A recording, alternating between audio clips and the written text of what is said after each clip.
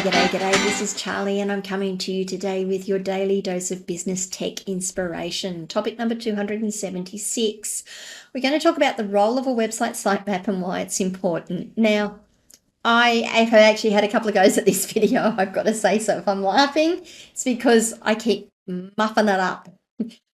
There are two types of sitemaps available to you. There is a HTML sitemap, which is for user navigation, and there is an XML sitemap for search engine indexing. You should have both. You should have both on your site. You may not necessarily need the HTML sitemap. It might just be a bit of overkill if you've got a small website, but you should always have an XML sitemap. Why? Well, first thing a sitemap does is it helps improve SEO. A sitemap will help search engines crawl and index your website more efficiently, improving your chances of ranking higher in the search engine results. If you make it easier for the search engines to find your content and to know what's in your content, they're going to visit your site more often, and they're going to give you a, touch wood, it will help with your ranking. The sitemaps also help enhance navigation. So whilst they're not visible to users, a sitemap ensures key pages are easily discoverable by site engines. Search engines, like I said, I've tried to do this one a couple of times today, and are properly linked for indexing. It will also update search engines. So once you've created a sitemap, if you are using one that automatically updates when you add new content to your site, it will then tell the search engines that you've got new content and invite the search engines to come back and index that content and read that content so that it gets listed in the search engines. So many search engines in that sentence. Oh my goodness. But that's what the sitemap is for. It's there to help improve your SEO, enhance your navigation, organize your content, and update search engines. Now, when we're talking about larger websites, this is where your HTML sitemap actually comes into its own.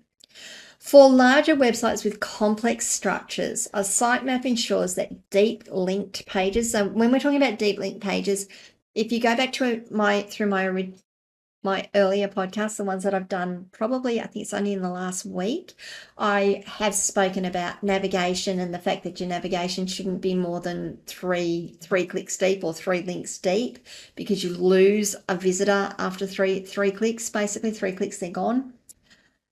With a HTML sitemap particularly, you can have that as a link in your navigation, say sitemap.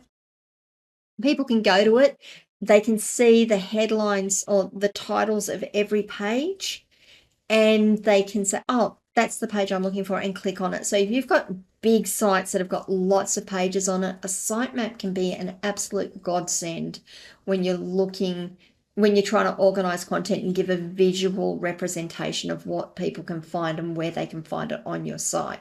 So that's where a HTML sitemap really comes into its fore. If I was to then tip that over to an XML sitemap, yeah, it's the same thing, except it's telling the search engines this is where you can find content, and it tells the search engines that you've got a lot of content on the site as well. So yeah, you've got the double whammy there. That is, in a nutshell, and probably in its entirety, the benefits of having a sitemap on your site. You must have an XML sitemap. I can't stress that more highly. Even if you've only got 1 or 2 pages on your site, having an XML sitemap that you have actually submitted to the search engines, it's a whole process in and of itself, is highly important. If you are running a content management system like WordPress, make sure that you have a plugin on there that will do your search engine optimization, and that plugin will provide you with a sitemap. That sitemap will be automatically updated whenever you add new content, which then gives you that extra whammy because it will tell the search engines you've got that new content. If you want to have a HTML sitemap, there are certainly plugins that will create that for you. I am going to say be a little careful about creating an automatic HTML sitemap. There are sometimes pages that you don't necessarily want people to find. They're hidden pages. They might be if you're doing lead capture and you're offering up gifts or freebies. You don't necessarily want the download pages for those freebies to be made public. So you want to keep them hidden out of your sitemap. So just be a little careful if you are creating an automatic HTML sitemap, that you can get in and say, no, exclude these pages. I don't want these pages to appear in the sitemap at all. Same for your XML one, by the way. You can actually hide pages from your XML sitemaps as well.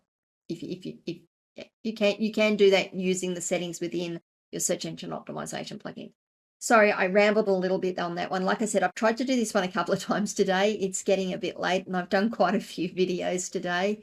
So I might be a little bit fried, but I would love to know your comments. Do you use sitemaps? Do you know how to submit them to search engines? Have you had problems with them? What have I said here that you disagree with? What haven't I said that you think I should have said? Love to know. Love your comments. Please leave them wherever you are listening to or watching this video, these videos. If you can, please like this video, subscribe to the channel, ring the notification bell so you find out when we drop more content. You can send us DMs on any of our social media networks as well, by the way. We will respond to those as well. Tomorrow we are going to be talking about a portfolio section on your website and how you can use that to highlight your work. That should be a bit of fun, I hope. I really hope.